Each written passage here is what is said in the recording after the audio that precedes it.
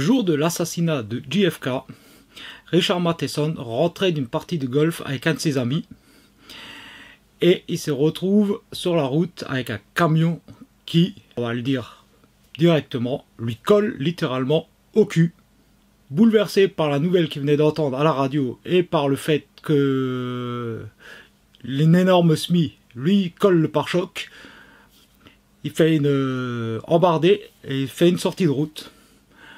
Et alors qu'il s'attendait à rien, le conducteur du camion a tenté carrément de l'écraser. Suite à ça, Richard Matheson décide d'écrire une nouvelle pour relater cette histoire. La nouvelle s'appellera Duel. Il voudra bien en faire un scénario, mais personne n'en veut, donc il se résigne à publier ça dans un petit magazine bien connu des États-Unis. Presque 10 ans plus tard, l'assistante de Steven Spielberg entre dans son bureau et lui dit « Ouais, j'ai trouvé une histoire qui serait pas mal à adapter en film. » Et Spielberg lui demande où elle a trouvé ça. Dans Playboy. Ouais, parce que j'ai oublié de préciser, Matheson a publié sa nouvelle dans Playboy. Ouais, le fameux magazine pour adultes, avec des hommes et des femmes en tenue d'Adam et Ève. Et donc, Spielberg lit la nouvelle et se dit que ça ferait un très bon film. Et justement, il était à la recherche d'une idée pour un film. Il contacte Universal, leur soumet l'idée. Universal est d'accord pour produire le film. Spielberg contacte Matheson et ce dernier va s'atteler à adapter sa nouvelle en scénario. Et c'est comme ça qu'est né le téléfilm Duel, qui sortira donc en 1971 sur la chaîne ABC. Pour réaliser son film, on offre à Spielberg 10 jours de tournage, qu'il arrivera à négocier à 13, un budget de 375 000 $. Et il ne reste plus qu'à trouver le lieu de tournage et l'acteur principal qui jouera David Mann, ainsi que les véhicules qui seront présents dans le film. Pour le casting, donc le personnage principal, le représentant qui sera pourchassé par le camion, ce sera Dennis Weaver, au volant d'une Plymouth Valiant rouge. Alors là, c'était la seule contrainte que Spielberg voulait. Il s'en foutait du modèle de bagnole, du moment qu'elle était rouge, pour une bonne et simple raison. Le film se passe majoritairement dans un décor désertique. Donc une voiture rouge ressortira bien mieux par rapport au décor naturel. Et pour le camion, on lui propose une sélection de 7 semi-remorques qui appartiennent à Universal. Il choisira le Peterbilt 281 en camion-citerne. Pourquoi est-ce qu'il choisira le 281? Parce que pour lui, le camion avait un visage avec les phares qui représentent les yeux, la calandre et le pare-choc qui représente une bouche. Il avait un visage. Sur une idée de Matheson, on ne voit jamais le visage du conducteur. Et donc, quelque part, pour incarner le mal, le méchant, le camion prenait ce rôle. Le film a été tourné au nord de LA, entre Santa Clarita et Palmdale, sur les autoroutes 5, la route 14 et l'autoroute Sierra, entre autres. Le Peterbilt 281, choisi par Spielberg, est de 1956 et animé par Caterpillar. Pendant le tournage, il présentera des signes de fatigue. Aussi, le studio Universal rachètera un peu à la hâte un 281 de 1960 animé par un moteur Cummins pour servir de doublure. Le film a eu beaucoup de succès et est donc destiné à passer en version cinéma, mais la durée du téléfilm de 74 minutes est un peu courte. Il est donc décidé de le rallonger jusqu'à faire 90 minutes.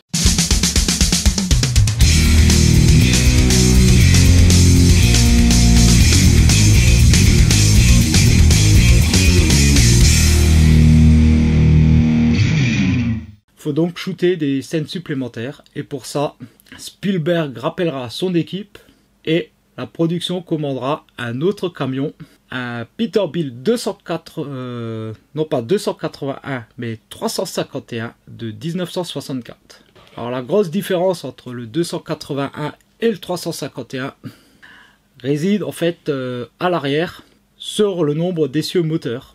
Le 281 a 2 essieux, un porteur, un moteur. Le 351 a 2 essieux arrière, moteur.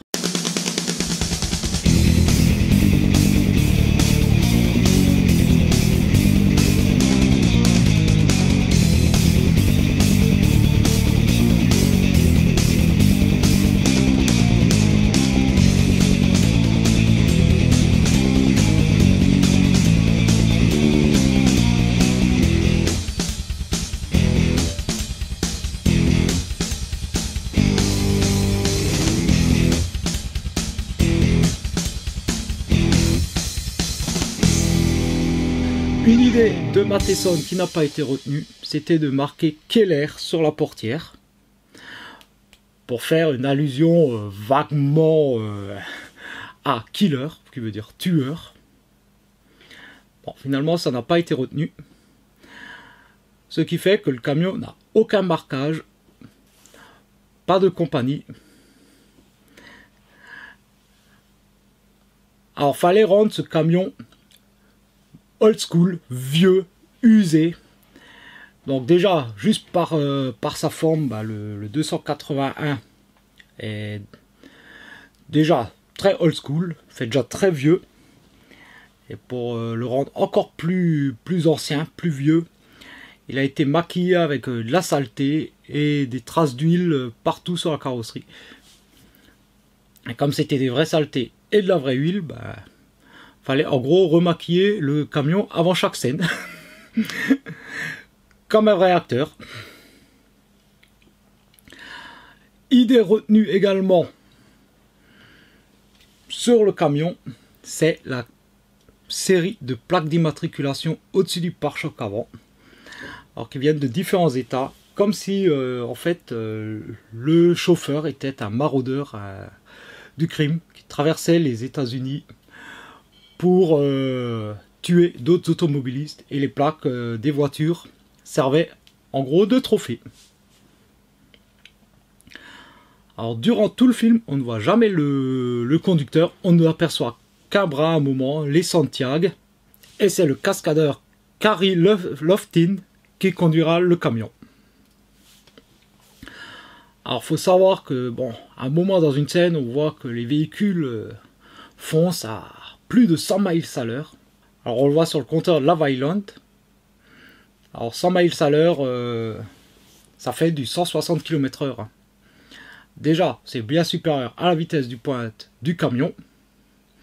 Mais surtout, dans la réalité, ils n'ont jamais roulé à cette vitesse durant le tournage.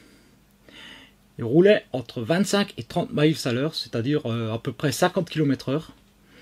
Et c'est le positionnement des caméras, la façon de filmer, qui font qu'on a une impression de vitesse assez hallucinante. Pour la petite histoire, j'ai découvert ça en préparant cette vidéo sur la chaîne de Afición Auto. C'est un américain, donc je mettrai un lien dans la description pour ceux qui veulent voir la vidéo. La petite caisse à l'arrière ici, normalement c'est un boîtier en gros pour une climatisation, hein. Sauf que ça a été vidé et une caméra a été installée à l'intérieur avec un angle de vue qui permet de voir à travers le pare-brise du camion, ce qui donne un peu l'impression d'avoir le point de vue du conducteur. Petit détail amusant à connaître, hein. Alors dans son scénario, Matheson prévoyait d'avoir un camion citerne plein.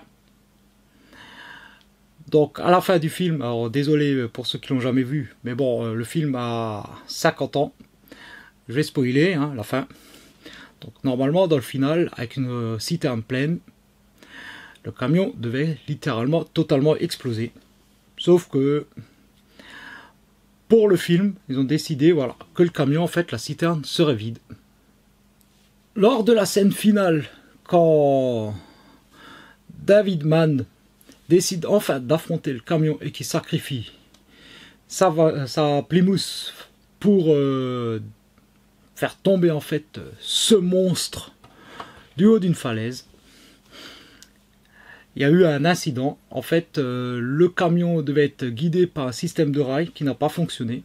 Résultat, Carey Loftin a conduit le camion lui-même et a sauté au dernier moment.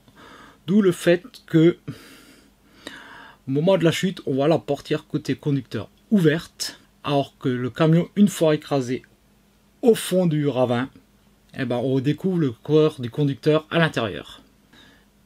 Et au moment de cette scène, Spielberg a utilisé une espèce de cri, comme un cri de dinosaure, quelque chose. Et ce cri sera repris dans Les Dents de la Mer, après l'explosion du requin. Donc, lorsque le camion s'écrase et que la poussière se dissipe et qu'on voit la carcasse, on entend ce fameux cri. Et dans Les Dents de la Mer, lorsque le sang se dissipe et qu'on voit le cadavre du requin, on entend le même cri.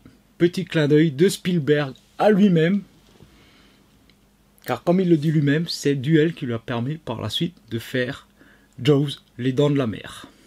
Alors pour le moment, j'ai beaucoup parlé du film. Je ne vous ai pas encore parlé de la miniature qui est devant la caméra depuis un petit moment.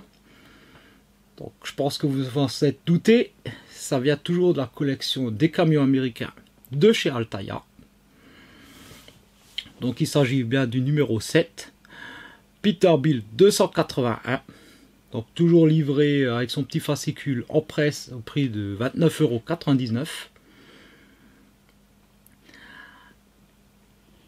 Et donc, niveau finition, nous avons toujours la cabine du camion en métal sur un châssis plastique, une remorque totalement en plastique, des pneus en gomme,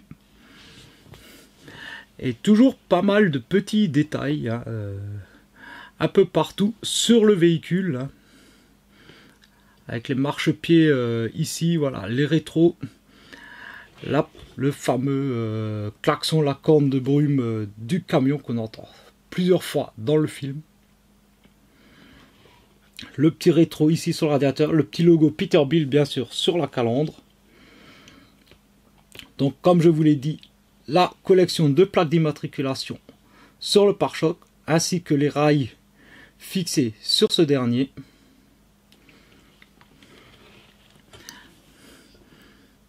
On a l'échelle ici. Le flammable, donc inflammable, sur la citerne. On retrouve également le flammable sur l'arrière du camion, ainsi que la plaque d'immatriculation, donc toujours les petits feux. Le T2A, ici, et sur le camion. Alors, pareil évidemment de l'autre côté de la citerne.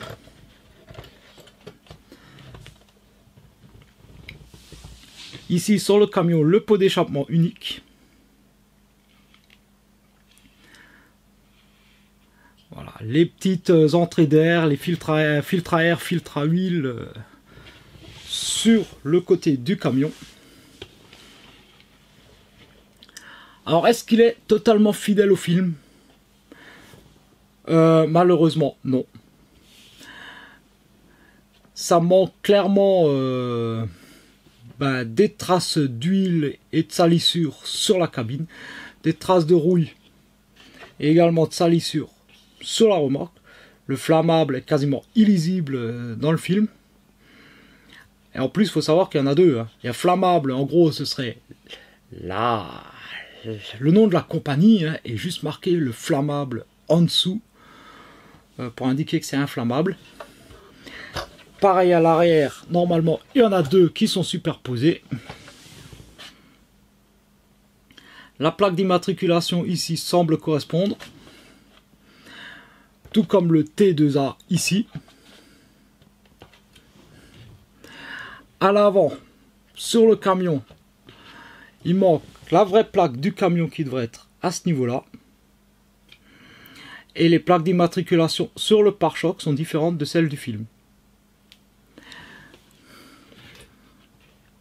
Mais à part ça, le véhicule reste quand même très fidèle d'un aspect, point de vue aspect général, hein, par rapport à ce qu'on voit dans le film Duel.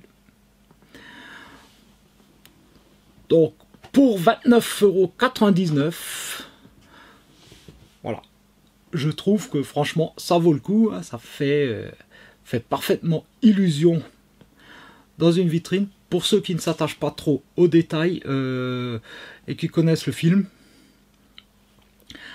il fait parfaitement la blague. Après, est-ce qu'il existe une version totalement screen accurate? Ça, j'en ai aucune idée. J'ai pas fait de recherche là-dessus. Toujours est-il que, tout comme les précédents que je vous ai montrés, celui-ci me convient tout à fait.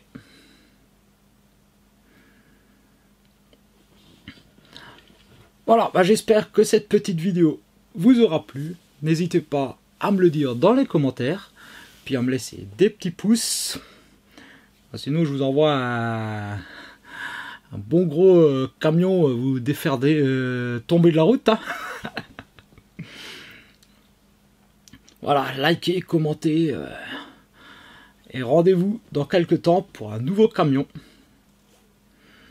Moi, je vous dis à très bientôt pour une prochaine vidéo. Allez, ciao!